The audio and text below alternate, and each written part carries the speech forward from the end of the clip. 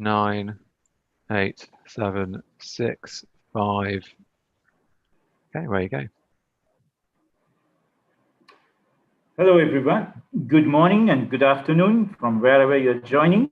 So thank you very much for joining our session, and thanks very much, Tower Exchange, for having us today.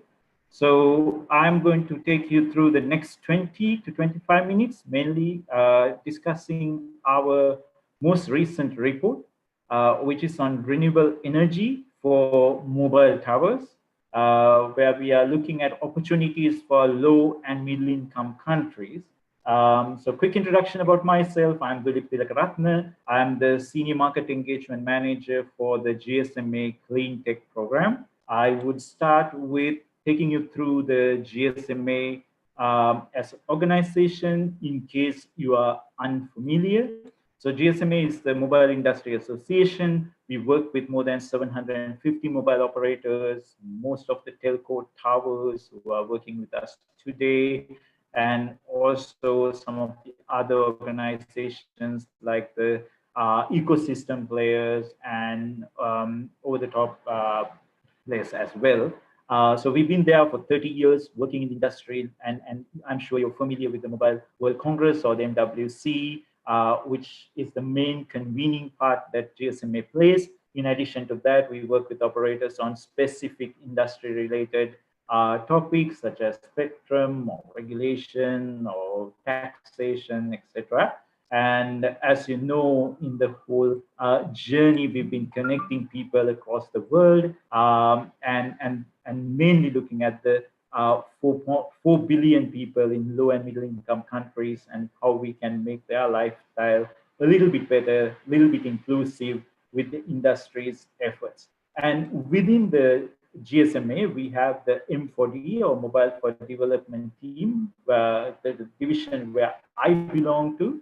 The Mobile for Development team mainly looks at how mobiles can play a role in development. And we have several programs, as you can see, cutting across various themes and topics. So CleanTech is mainly looking at environment. You can see we support differently able people, utilities from various angles for LMICs, mobile money, agriculture, how digital technology can support agriculture in LMICs and challenged markets, and looking into other topics as well. So if you ask me on CleanTech, we mainly look at 3 pillars or 3 topic areas. The first area is looking at how digital technology can impact or support natural resource management. So you can see the link to the most recent report that we did, looking at a global perspective, understanding how digital technology can play a role in overall natural resource management. So that's one of the first reports globally done, understanding this area. So if you're interested, please have a look. The second area is mainly on circular economy, and we are focusing on plastics. And so on plastics, we are focusing on the area of how digital technology can support the plastic cycle. And we move into the industry itself, and finally looking at renewable energy space.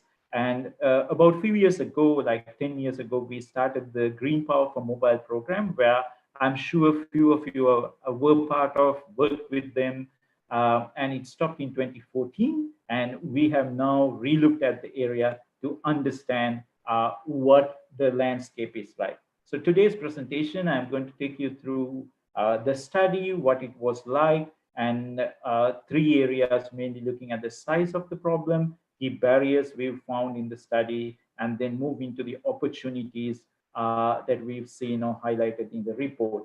I'm trying to have 5 to 10 minutes for quick Q&A, but of course you can reach out to me later and we can find the space and time to have a quick chat on any of the clarifications you had.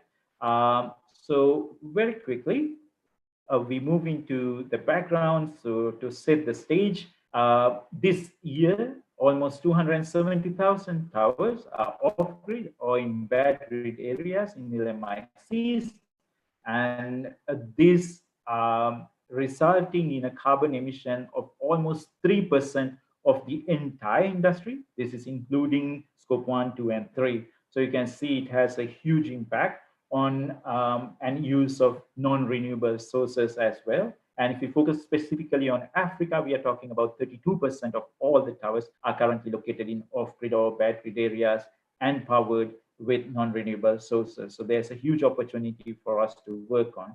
So for the study, we looked at mainly three areas. First of all, since, as I mentioned, we haven't explored this topic for a few years. So first, to look at the topic and see what is the size of the problem overall globally, how many towers are off-grid, how many towers are non-renewably powered.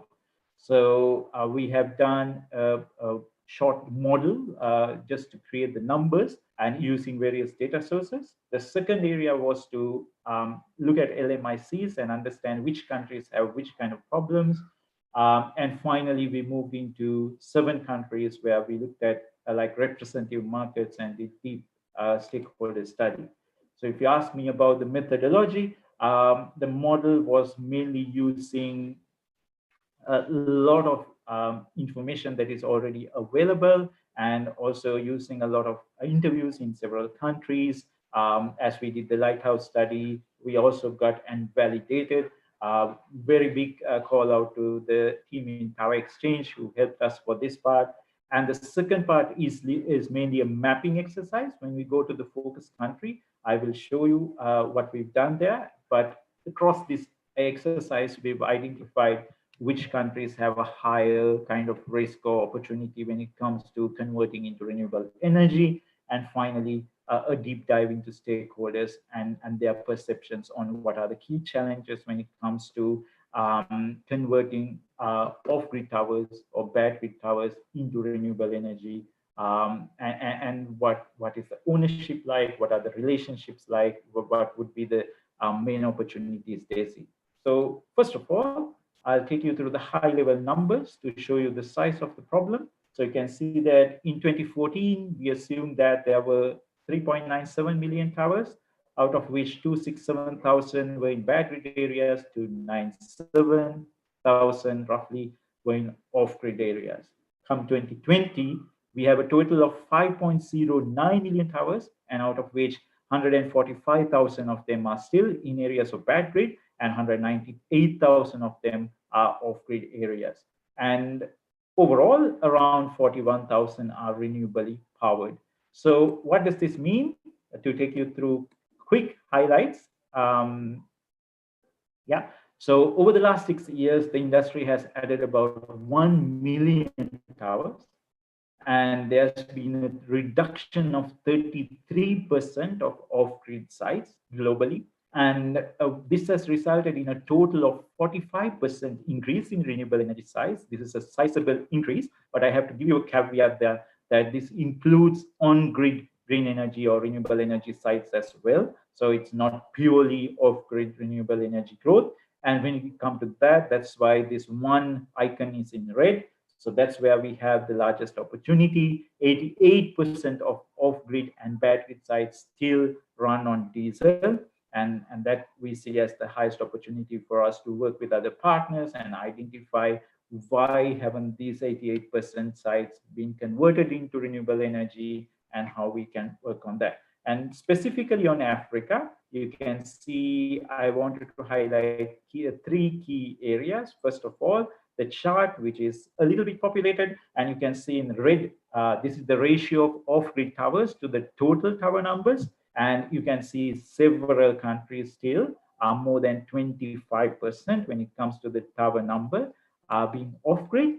And the second stat would be the 32% of towers being still non-renewably powered. And this third one, you already know that 29 countries still have a rural electrification rate less than 20%. So some of the findings around electrification, grid growth might not be directly relevant for African region. So we are looking at other possibilities and challenges for this region as well. So the key barriers we highlighted in the report. The first one is the tower sharing model has transformed over the last few years. The ownership of towers have transformed, as you very well know. although this has evolved, there's a lot of contractual kind of, when it comes to contractual areas and operators working with other stakeholders such as towercos, Sscores, there's still a lot of room for improvement. So that's the second one we've identified. Third one, I mentioned this before, is the growth of national grid.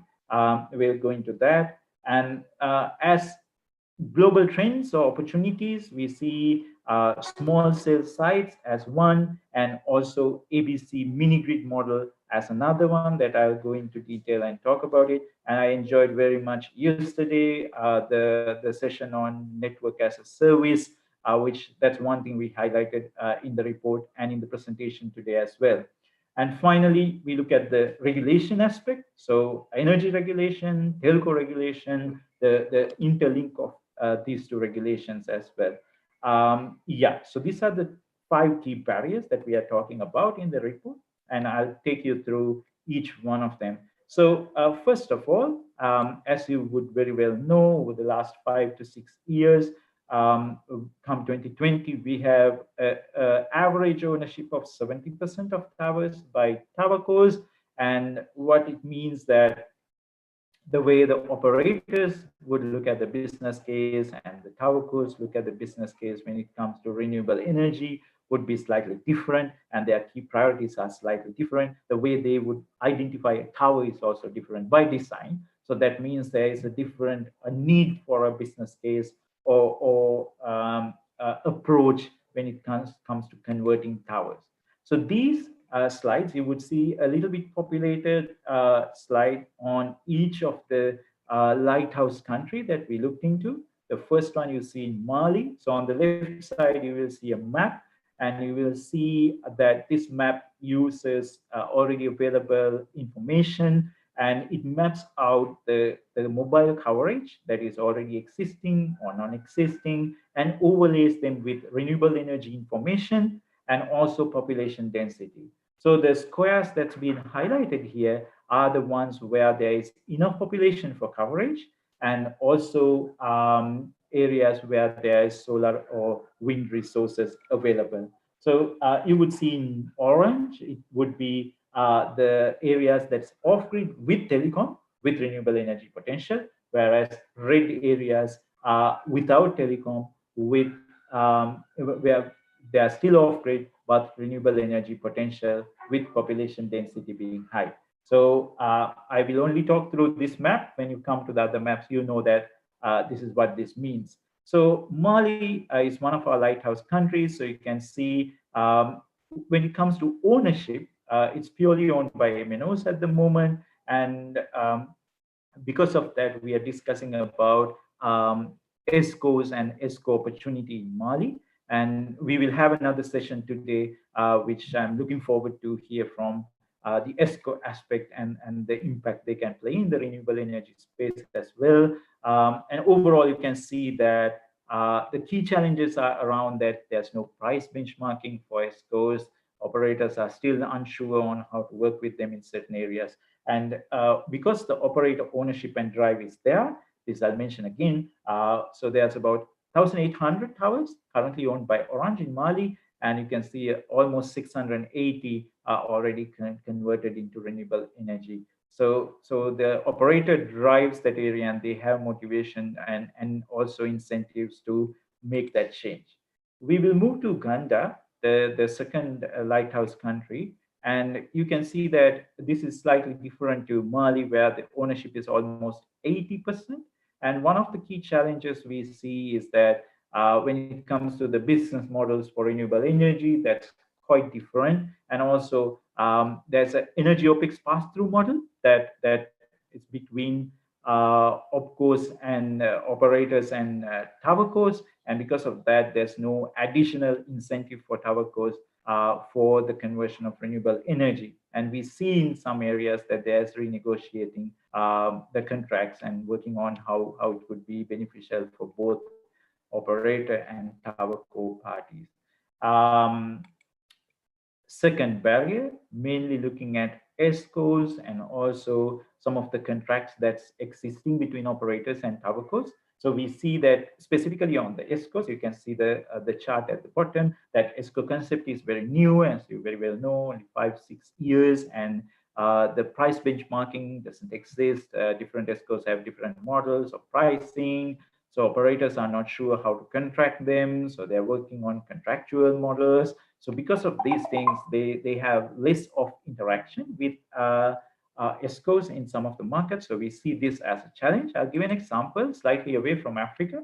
So this is from Fiji, where we see that Digicel in Fiji wanted to convert their towers, some of the towers, into renewable energy.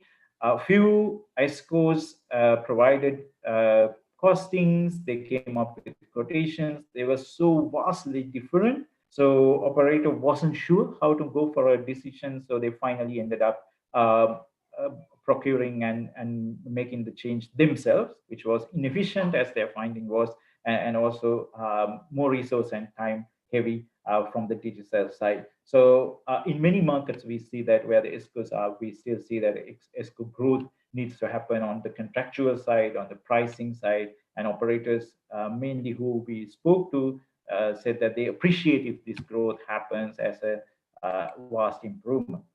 National grid, the third barrier. So you can see in many regions of the world, the grid has grown. That's on the right side.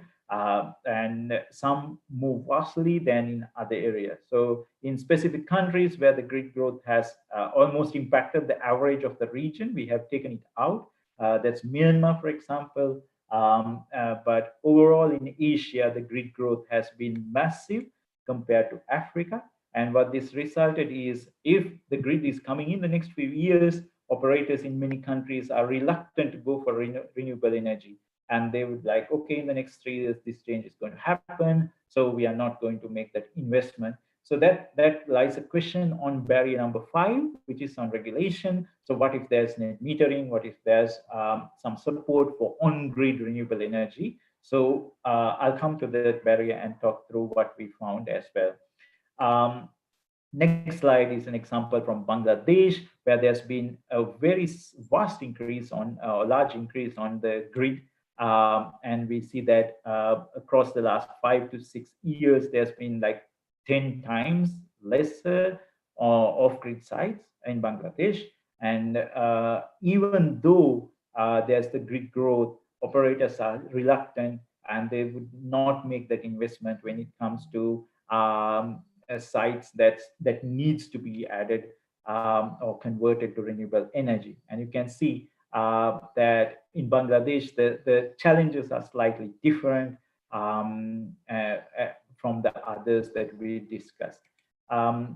Going to barrier number 4, and this is an interesting opportunity and an area that we've seen. So I'll start with the small cell sites. It's not actually, it's more of an opportunity or a trend. We are seeing the likes of Africa Mobile Network and some of the other small cell providers creating very unique solutions and options to link the most rural areas with solar power and also working very closely with the operators there. I'll give an example there. And finally, I'll give another example for the ABC mini grid model. So you can see this is in DRC. Again, there's a very large opportunity when it comes to converting sites into renewable energy. And the key in the red box, you can see that Africa Mobile Network already has more than 200 sites that they work with Orange, and they use small cell sites, possibly 2G and 3G. And as I mentioned yesterday, we had a very interesting session with Africa Mobile Network, highlighting some of the challenges, opportunities, how they work, and also how the network as a service model overall for a towerco would work. So this is something we have highlighted here for DRC. 10 years ago, when the Green Power for Mobile program was running, we highlighted the opportunity in the name of community power, where we could have a mini grid with the tower having the anchor and then connecting the business and the communities around that area. Which is familiar, loosely known as the ABC mini grid model. And although this was highlighted as potential, we haven't seen the growth or the scaling over the last few years. So this has been highlighted as one of the barriers. Although the model works, like conceptually, it hasn't worked practically, other than in few countries. So one example is Myanmar. So in Myanmar, Yoma Micropower has managed to scale it to a certain degree, and working with the Smart Power Myanmar programs with the support of Rockefeller Foundation. So we are trying to use the learnings of from Myanmar to see what's happened. And also our sister program, the M4D Utilities program, has done like innovation funds for a few of these models, but again have found challenges when it comes to multiple number of business models for different stakeholders working together, and having their various obstacles that they have widely reported. So feel free to go for their resources, and they are linked in our report as well. Barrier number 5 mainly looks at regulations. So you can see that there is existing energy regulation in most of the LMICs, but when it comes to net metering or various other use cases to support operators, we see that there's no, either there's a mismatch between the energy regulator and the telco regulator, and there's also less of a motivation for the operators when it comes to adopting green energy and using these policies positively, as we highlighted in the example in barrier 3 when I took you through Bangladesh.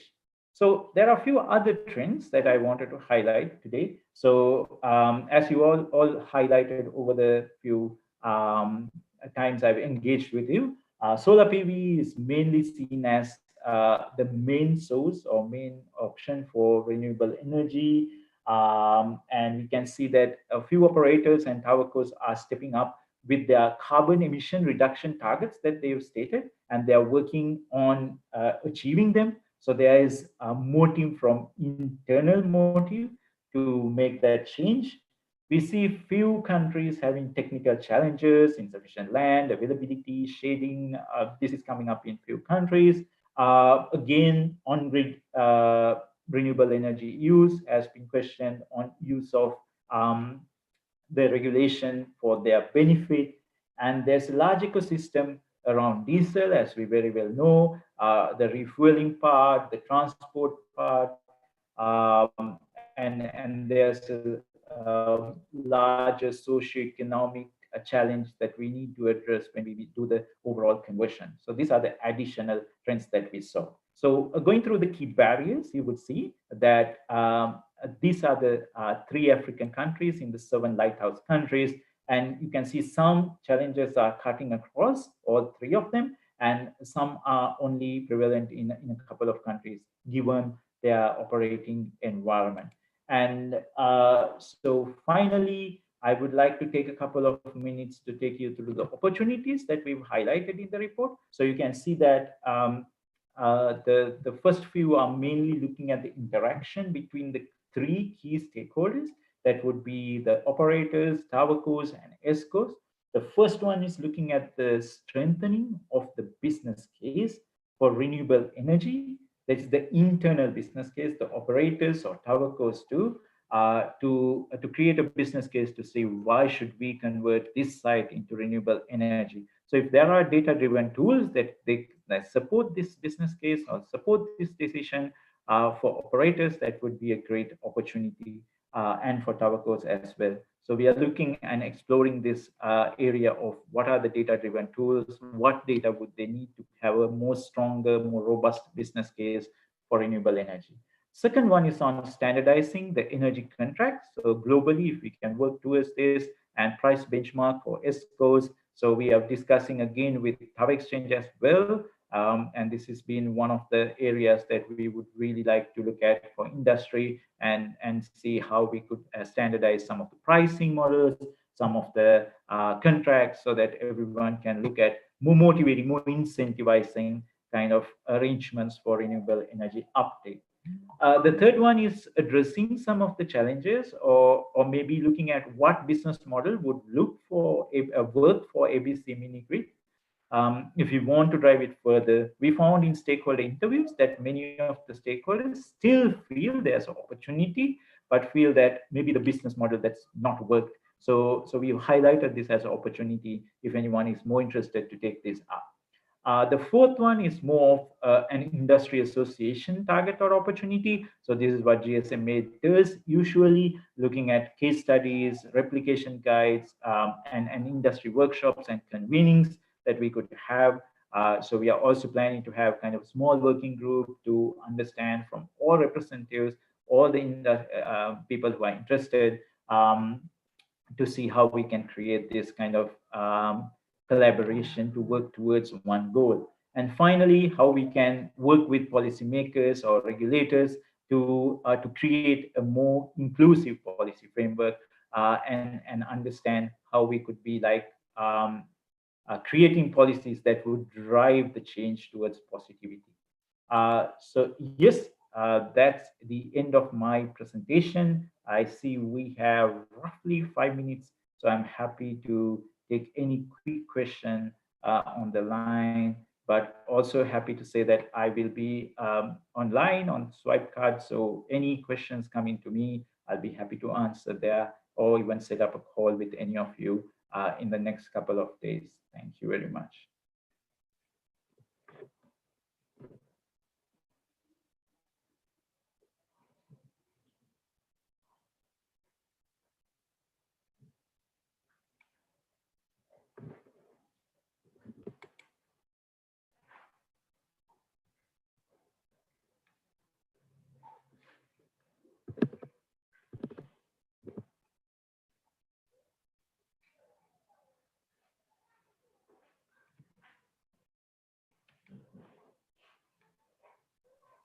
Hi, Dulip.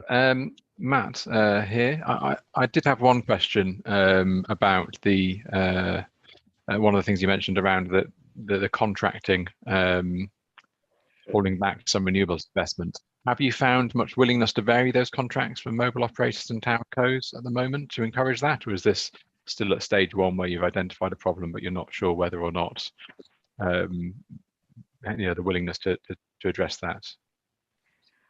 Sure, thanks, Matt. About a very valid question. So I would say what we've seen is more closer to the latter to start the answer. So we haven't explored that in detail for this study, but we've spoken to operators and towercos who are in a different, like a range of status. Let's say some are kind of higher degree or more closer to the mindset that they have to make the change and have to take some of the harder decisions. So including changing some of the contracts, including changing some of the ways that the way they work. Whereas some of the operators are still early stages and battling some of the earlier challenges. So if you see the grid, you will see for some of the operators in some countries, like upgrading their network and like capex for that is a more of a headache or more of a kind of larger business decision. So they might not be at a stage where they are looking at, okay, how can we kind of change this? Yeah, so I would say we haven't looked into it in detail, and that's why we are very interested also to work with some of the other key stakeholders to understand what needs to happen for this change. Thanks. And there was one question here from Wally Abu, just around sort of, I guess, benchmarking different renewable technologies against one another. So you mentioned solar PV and fuel cells.